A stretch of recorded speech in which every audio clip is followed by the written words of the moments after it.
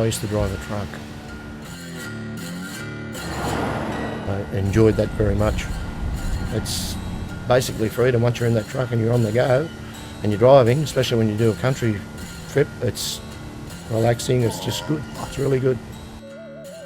No one will employ me again, probably. Don't even think that way, because until you get rid of that, it's not, you know, your nervous system's not going to have a chance to calm down, and that's the problem. 59 this year. I guess you've got to take the cues off other people that have been there and what their future, what happens in their future.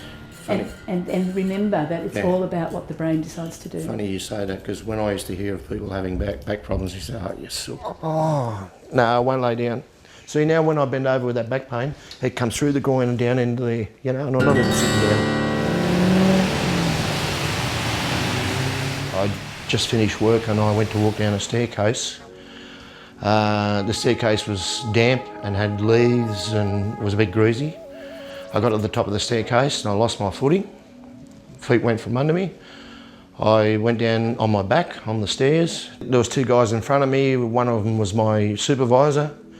They went to pick me up, and the pain that I experienced when I hit that deck was just unbearable.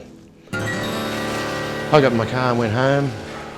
Woke up next morning and I could barely walk on my left leg. Looked down, my ankle was swollen. My knee was playing up. My back was sore, but it wasn't too bad. It was just sore, but it felt like it was stiff and sore. Anyway, I went to work and they sent me home when they see me, and it all started from there. I went to the doctors and I went to this first GP, and I kept on complaining that my back was getting worse. He wouldn't send me for an MRI, so I eventually just turned around and said, look, I'm going to go and change doctors. They sent me for the MRI and found out I had tears in the ankle, tears in the knee, and my back split disc in the back. Cortisone injections in the spine, which didn't work. Botox in the back, which didn't work. And then I eventually had the surgery. The two medics that came in to give me my needle, I said, I hope this works. And they asked me why. I said, because I got an audition with Tap Dogs next Saturday.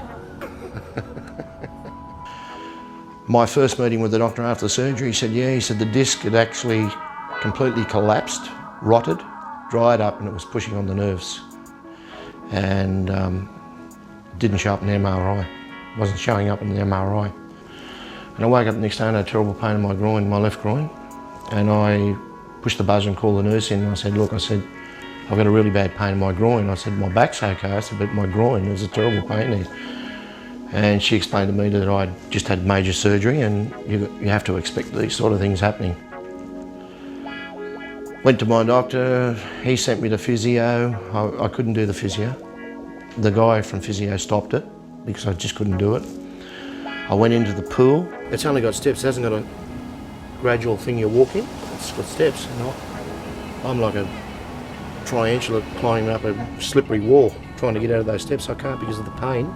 And your body, when you've been in the pool for so long, your body's so relaxed. You feel like Gumby anyway, so. I turned to the drink a bit, which I never drank. But yeah, totally, you don't know where you're going to end up. That's basically what's happening.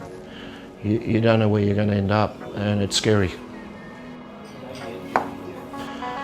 I can understand why some people sort of jump off a cliff, because it gets you to that stage. It really does.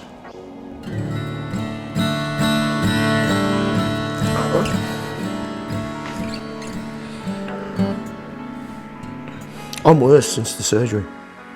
You don't get excited anymore. I think they call that depression. And believe me, it's no good, it's terrible.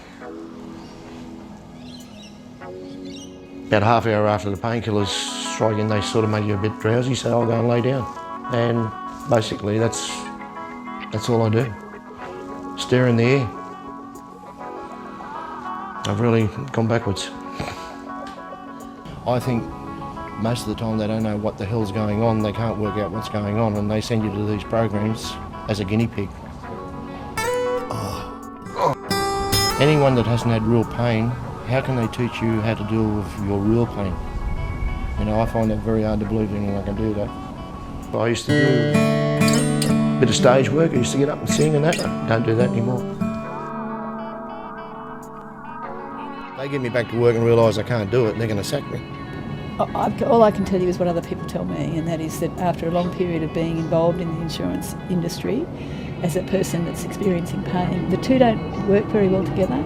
So what a lot of people say is that it's not until that is behind them and in the past that their life starts to change for the better. So it's about being in control. It's about feeling like you've got some control about the decisions that are being made, and that they're your decisions. And then it's a whole different ball game, because you are then in the driver's seat, and I think that's a really important... So what do you suggest I do? I can't tell you what to do. I can't tell you what to do. I can only tell you what other people say. And I can suggest that you talk to other people who've been through this.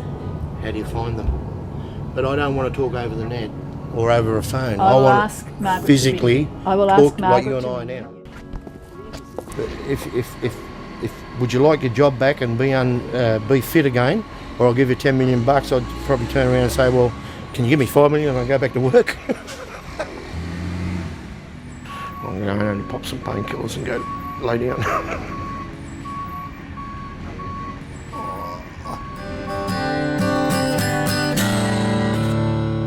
When I used to hear of people having back problems, they say, oh, you sook.